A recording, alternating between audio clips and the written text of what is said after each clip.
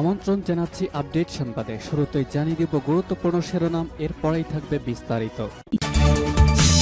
পুরোদমে Iran, Israel এবং নিরীহ ফিলিস্তিনিদের মাঝে ভয়াবহ যুদ্ধ চলছে হামলা পাল্টা হামলা।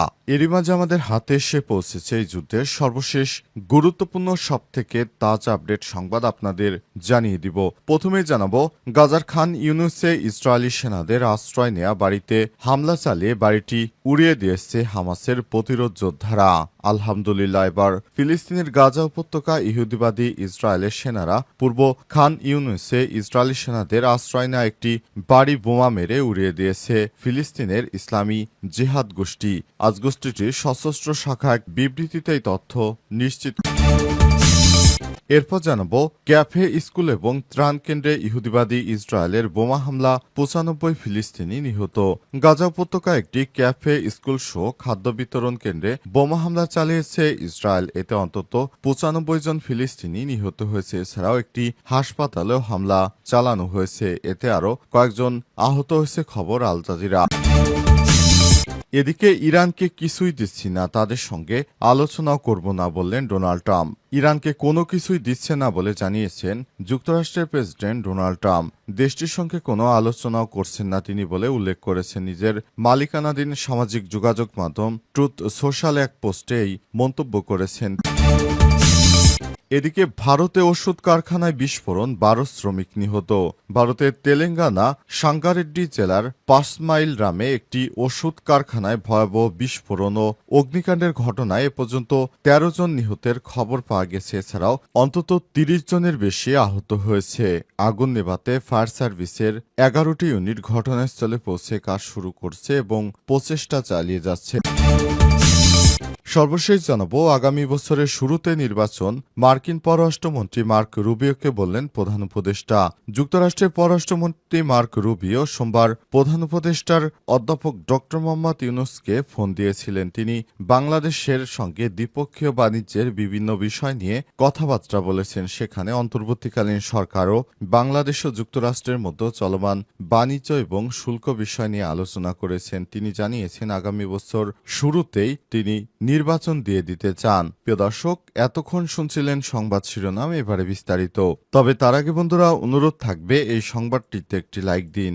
এই চ্যানেলে আপনি নতুন হয়ে থাকলে আমাদের সংবাদটি দেখতে দেখতে চ্যানেলটি সাবস্ক্রাইব করে রাখুন। কমেন্ট করে বন্ধুরা আপনার মূল্যবান মতামত জানিয়ে দিন আপনি বিশ্বের কোন দেশ থেকে বা বাংলাদেশের কোন স্থান থেকে আমাদের সংবাদটি দেখছেন এবং শুনছেন। আর বন্ধুরা, ইরান ইসরায়েল যুদ্ধে আপনি কোন দেশকে সমর্থন করেন?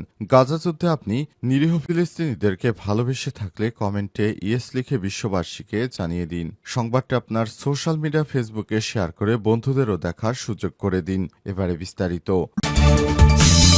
গাজার খান ইউনুসে ইসরায়েলি সেনাদের আশ্রয় নেয়া বাড়ি গুড়িয়ে দিল প্রতিরোধ যোদ্ধারা। আলহামদুলিল্লাহ, এবার ইহুদিবাদী ইসরায়েলি সেনারা গাজায় খান ইউনুসের পূর্ব খান ইউনুসে ইসরায়েলি সেনাদের আশ্রয় নেয়া বাড়িটি গুড়িয়ে দিয়েছে ফিলিস্তিনের প্রাথমিক জেহাদের যোদ্ধারা। আজ গোষ্ঠীটির সশস্ত্র শাখা এক বিবৃতিতে এই তথ্য নিশ্চিত করেছে। টেলিগ্রামে দেয়া এক বিবৃতিতে বলা হয়েছে, পূর্ব খান ইউনুসে বাড়িটিতে আগে থেকেই বোমা লাগানো ছিল। গোষ্ঠীটি জানিয়েছে হামলার পর হেলিকপ্টার দিয়ে সেনাদের সহযোগিতা করতে আসে দখলদার বাহিনীর উপর আরেকটি দল। তবে তাদের হস্তক্ষেপের আগেই যোদ্ধারা মেশিনগান এবং রকেট চালিত গ্রেনেড ব্যবহার করে ঘটনাস্থলে আসা ইসরায়েলি উদ্ধারকারী দলগুলোকেও লক্ষ্যবস্তু করে। এই ঘটনার সময় বা হতাহতের বিষয় কিছু উল্লেখ করেনি ইসরায়েলি ইসলামিক জিহাদ। পাশাপাশি ইসরায়েলের তরফেও হামলার বিষয়টি কিছু জানানো হয়নি। হঠাৎ করে সেনাদের উপর এইভাবে প্রতিরোধ গড়ে তুলছে, এটা দেখে ইহুদিবাদী ইসরায়েলের চোখ কপালে উঠে গেছে। কারণ তারা মনে করেছিল তাদের সেনারাই হয়তো পৃথিবীর সবথেকে শ্রেষ্ঠ যোদ্ধা। কিন্তু হামাস বারবার দেখিয়ে দিচ্ছে তারা ইহুদিবাদী ইসরায়েলিদেরকে কিভাবে শায়েস্তা করছে। কোনোভাবে ইহুদিবাদী ইসরায়েলিরা হামাসের হাত থেকে বাঁচতে পারছে না। তারা যেখানে আশ্রয় নিচ্ছে সেখানেই তাদের উপর হামলা চালাচ্ছে। হামলায় সমস্ত কিছু ধ্বংস হয়ে যাচ্ছে। ইহুদিবাদী ইসরায়েলের বিভিন্ন স্থাপনা গুড়িয়ে দেয়া হচ্ছে। হামাসের পক্ষ থেকে বারবার বলা হয়েছিল যুদ্ধবিরতি কার্যকর করতে, কিন্তু যুদ্ধবিরতি কার্যকর না করাতে এই ভয়ানক বিপদে পড়েছে ইহুদিবাদী। ক্যাফে, স্কুল এবং ত্রাণ কেন্দ্রে ইসরায়েলের বোমা হামলা, নিহত 95 ফিলিস্তিনি।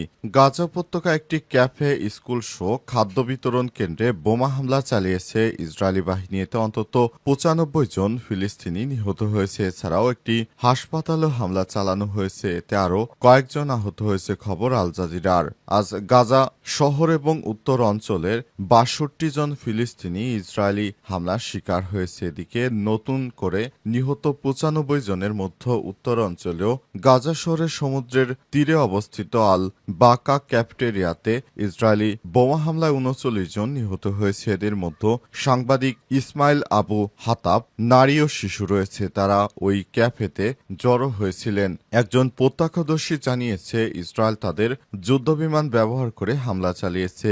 ইয়াহিয়া শরীফ বলেছেন, আমরা মানুষের দেহগুলো ছিন্নভিন্ন অবস্থায় পড়ে থাকতে দেখেছি। এই স্থানটি কোনো সংঘাত এলাকা নয়, এটি ছিল একটি রাজনৈতিক এবং সামরিক স্থান। এখানে একটি জন্মদিন উদযাপন করা হচ্ছিল, সেজন্য শিশুসহ অনেকেই জড়ো হয়েছিল। সেখানে ইহুদিবাদী ইসরায়েলিরা এই ক্যাফে লক্ষ্য করে বোমা হামলা চালায় এবং সেখানে 95 জন নিহত হয়েছে। ইহুদিবাদী ইসরায়েল কোনোভাবেই কোনো কিছু ছাড় দিচ্ছে না, তারা সমস্ত জায়গাগুলোতেই হামলা চালাচ্ছে।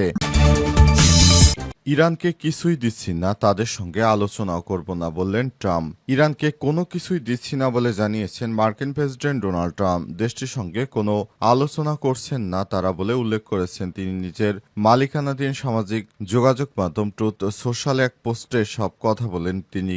স্থানীয় সময় ট্রুথ সোশ্যালে তিনি লিখেছেন, আমি ইরানকে কিছুই দিচ্ছি না, যেমনটা ওবামা দিয়েছিলেন।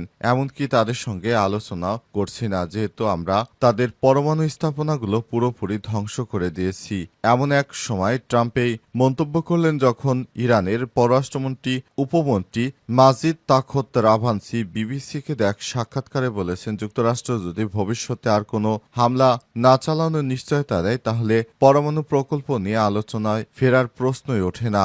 বিবিসিকে রাভানসি বলেছেন, আমরা এখনো কোনো আলোচনার দিনক্ষণ বা কাঠামো ঠিক করিনি, আমরা শুধু জানতে চাই আলোচনায় বসে আবারও কি আগ্রাসনের শিকার হবে। তিনি আর বলেন, এই প্রশ্নে যুক্তরাষ্ট্রকে স্পষ্ট অবস্থান নিতে হবে। প্রসঙ্গত, ইরানের পরমাণু প্রকল্প নিয়ে তেহরান ও ওয়াশিংটনের মধ্যে আলোচনা চলছিল। এর মধ্যে 13 জন ইরানের পারমাণবিক ও সামরিক স্থাপনা সহ বিভিন্ন স্থানে হামলা চালায় ইসরায়েল। ওই হামলার পর যুক্তরাষ্ট্রের সঙ্গে আলোচনা স্থগিত করে ইরান পরে 21শে জুন যুক্তরাষ্ট্র ইরানের ফর্দ, নাতাঞ্জ ও ইস্পাহান পরমাণু স্থাপনায় হামলা চালায়। এর আগে হোয়াইট হাউসে এক সংবাদ সম্মেলনে ট্রাম্পকে প্রশ্ন করা হয়েছিল, আপনারা হঠাৎ করে এই ধরনের হামলা চালালেন কেন? জবাবে তিনি জানিয়েছেন, আমরা চাই পুরো সিস্টেমটাকে ধ্বংস করে দিতে। ইরান যেভাবে তার পারমাণবিক কর্মসূচি নিয়ে এগিয়ে যাচ্ছে, ভবিষ্যতে পশ্চিমাদের জন্য ইরান অনেকটা থ্রেট হিসেবে কাজ করবে। এই ভয়েই মার্কিন যুক্তরাষ্ট্র ইরানের স্থাপনাগুলোয় হামলা চালিয়ে সেগুলো ধ্বংস করে দিয়েছে। আগামী বছরের শুরুতেই নির্বাচন, মার্কিন পররাষ্ট্রমন্ত্রীকে বললেন প্রধান উপদেষ্টা। যুক্তরাষ্ট্রের পররাষ্ট্রমন্ত্রী মার্ক রুবিও আজ প্রধান উপদেষ্টা অধ্যাপক ডক্টর মোহাম্মদ ইউনূসের সঙ্গে টেলিফোনে কথা বলেছেন। বাংলাদেশ সময় সোমবার সন্ধ্যা 7:30টায় মার্কিন পররাষ্ট্রমন্ত্রী ও প্রধান উপদেষ্টার মধ্যেই ফোনালাপ হয় বলে প্রধান উপদেষ্টার প্রেস উইং বিষয়টি নিশ্চিত করেছে। তবে যুক্তরাষ্ট্রের সরকারের ওয়েবসাইট থেকে অন্তর্বর্তীকালীন সরকারের সঙ্গে কথা বলার বিষয়টি তারাও নিশ্চিত করেছে। প্রায় 15 মিনিট তারা ফোনালাপে কথা বলেছেন। প্রায় 15 মিনিট ব্যাপী ফোনালাপ ছিল উষ্ণ, সৌহার্দ্যপূর্ণ ও গঠনমূলক, যা দুই দেশের মধ্যকার দৃঢ় দ্বিপক্ষীয় সম্প্রীতির প্রতিফলন। আলোচনার সময় উভয় নেতা পারস্পরিক স্বার্থ সংশ্লিষ্ট বিভিন্ন বিষয় নিয়ে কথা বলেছেন, যার মধ্যে ছিল বাংলাদেশের সঙ্গে যুক্তরাষ্ট্রের বাণিজ্য আলোচনা, চলমান সংস্কার প্রক্রিয়া, গণতান্ত্রিক উত্তরণের রূপরেখা, বিভিন্ন সাধারণ বিষয় এবং নির্বাচন ও রোহিঙ্গা শরণার্থীদের জন্য সহায়তা। মার্কিন পররাষ্ট্রমন্ত্রী রুবিও বাংলাদেশের সংস্কার কর্মসূচি এবং আগামী বছরের শুরুতে নির্বাচন অনুষ্ঠানের উদ্যোগকে সমর্থন জানান। তিনি উল্লেখ করে বলেছেন, যুক্তরাষ্ট্র বাংলাদেশের সবথেকে বড় রপ্তানি গন্তব্য, রেমিটেন্সের শীর্ষ উৎস। এর পরিপ্রেক্ষিতে উভয় নেতা শীঘ্রই শুল্ক আলোচনার বিষয় চূড়ান্ত হওয়ার আশাবাদ ব্যক্ত করেছেন।